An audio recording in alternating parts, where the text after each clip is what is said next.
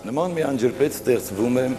մեր թվարկությունից առաջ 17-րդ դարի սկզբներին, 18-րդ դարի վերջերին, երբ Ասորեստանում հզորանում է Շամշի Ադադը, ստեղծում է մի կայսրություն հայկական լեռնաշխարհի հարավում, որը ձգվում էր Զագրոսի լեռներից մինչև միջերկրական ծով։ Այսինքն նորից անջրպետվում է հայկական լեռնաշխարհը Շումերից եւ Եգիպտոսից։ Եվ ահա կազմակերպվում է այդ երրորդ արշավանքը դեպի Շումեր եւ Եգիպտոս, որը միջագետքյան սկզբնաղբյուրներում ուրեմն հիշատակվում են կասիտներ անվանումներով եւ Եգիպտոս արշավողները հիշատակվում են հիքսոսներ անվանումներով։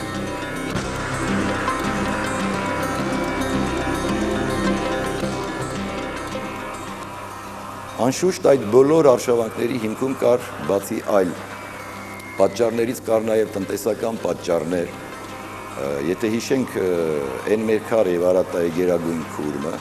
ապա հայկական լեռնաշխարհից Շումեր էր տարվում տնտեսական ապրանքներ, շինանյութեր, թանկարժեք քարեր եւ այնտեղ կառուցվում էին աստվածների համար տաճարներ եւ Շումերից բերվում էր հացահատիկ։ Նման երևույթ պետք է լիներ նաև առևտրական, այդպիսի կապ պիտի լիներ նաև հայկական լեռնաշխարհի եւ Եգիպտոսի միջև։ Այդպիսի մի հիշատակություն օրինակ մենք հանդիպում ենք Սասնա ծռեր էպոսում, երբ որ Մեհերի ճյուղում, երբ ասում է, որ հաց չկա եւ առյուծը կտրել է այն ճանապարհը, որով ուրեմն Դամասկոսից, Հալեպից գալիս է հացը։ Հալեպը դա այն ճանապարհն է, որը կապում է հայկական լեռնաշխարհը Պաղեստինի եւ Եգիպտոսի բարեբեր հողերի հետ։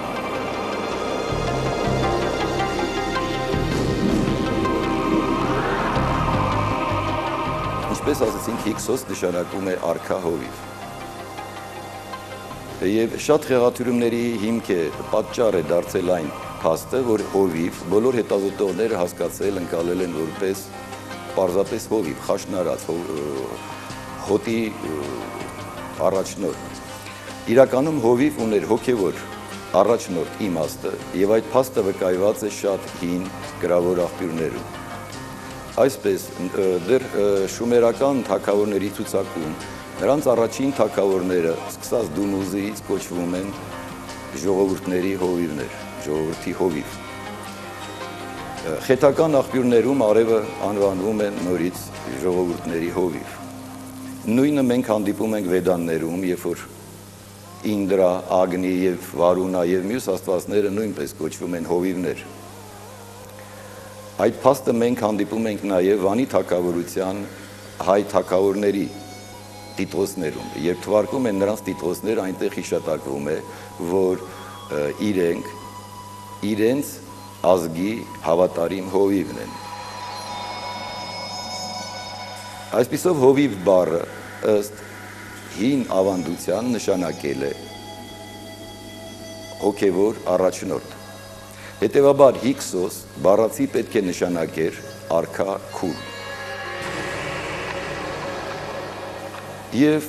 այժմ տեսնենք, արդյոք այդ պատմական մեծ հզոր այնպիսի մի շարժում, ինչպիսին Հիքսոսների արշավանքներ դեպի Եգիպտոս, իր հետքը թողել է արդյոք հայ պատմագիտության մեջ։ Պարզում է, որ թողել է եւ այդ մասին խոսում է Խորենացին։ Խոսքը վերաբերվում է Արամ թագավորի մասին, Խորենացու հիշատակությունների։ Ըստ Խորենացու Արամը նախ արշավում է դեպի արևմուտք մեդացիների դեմ, այնուհետև արշավում է դեպի հարավ, Ասորեստան, Բարշամի դեմ եւ դեպի արևմուտք արշավում է Պայապ Իսքաղիայի դեմ։ Այստեղ մենք տեսնում ենք, որ հնագույն այդ գրավոր աղբյուրների հիշատակած երևույթների հետ համընկնում են դեպի Ասորեստան Արամի կատարած արշավանքը կասիտների արշավանքի հետ եւ դեպի արևմուտք կատարած արշավանքը Հիքսոսների արշավանքի հետ։ Ժամանակագրական առումով ըստ դասական ժամանակագրության Արամը թագավորել է 17-րդ դարի սկզբում առաջի կեսում եւ դա հենց համընկնում է Հիքսոսների արշավանքի ժամանակի հետ։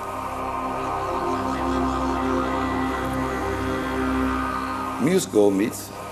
Արամի հակառակորդը, որը Խորենացին բերում է որպես պայ Ապիս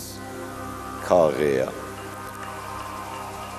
Այդ անվան մեջ արկա ապիս բառը ինքնին արդեն հուշում է, որ խոսքը վերաբերվում է Եգիպտոսին, քանի որ ապիսը դա Եգիպտոսի պատղաբերության եւ արգասավորության Աստծո անվանումն է, որը հանդես էր գալիս ցլի տեսքով։ Նաեւ ժամանակին Մարկվարտը դեռ նշել է, որ պայ ապիս դա իրականում եգիպտական պա ապիս բառն է, որը նշանակում է հայր ապիս։ Այսինքն, եթե հետևենք այդ մեկնաբանությանը, ապա Արամ թագավորի հակառակորդը պետք է լիներ ապիսին, հայր ապիսին սպանողը։ Այսինքն, Արամի արշավանքը այս թե այն կերպ, այդ անուն արդեն հուշում է, որ կապված է Եգիպտոսի հետ։ Եվ ժամանակագրությունն էլ, երբ որ համընկնում է, մենք վստահաբար կարող ենք ասել, որ Արամի արևմտյան արշավանքը դա իսկապես կապված է, ոչ թե կապված է, այլ իրականում դա հենց հիկսոսների արշավանքն էր։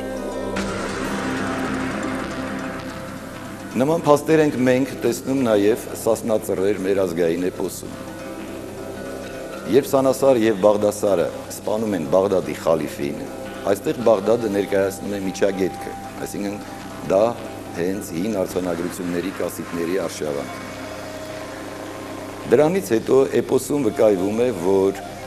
Սանասարը քշեց Չուրի Մսր։ Մենք գիտենք, որ Մսրը սկսած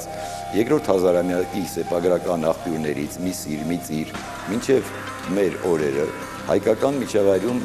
Հայաստանում դա նշանակել է Եգիպտոս։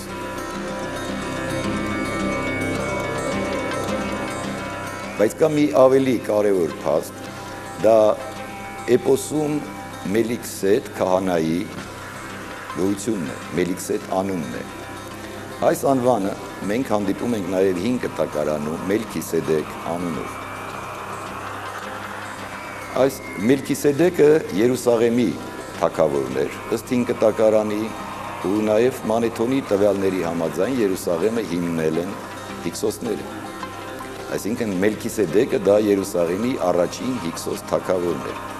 Եվ պարզվում է նաև, որ Մելքիսեդեկ դա բառացի նշանակում է հիկսոս։ Արքա, քուր, արքա հովիվ։ Որովհետև Մելքի բառը դա նշանակում է թագավոր սեմական լեզուներում եւ Սեդեկ նշանակում է հոգևոր առաջնորդ։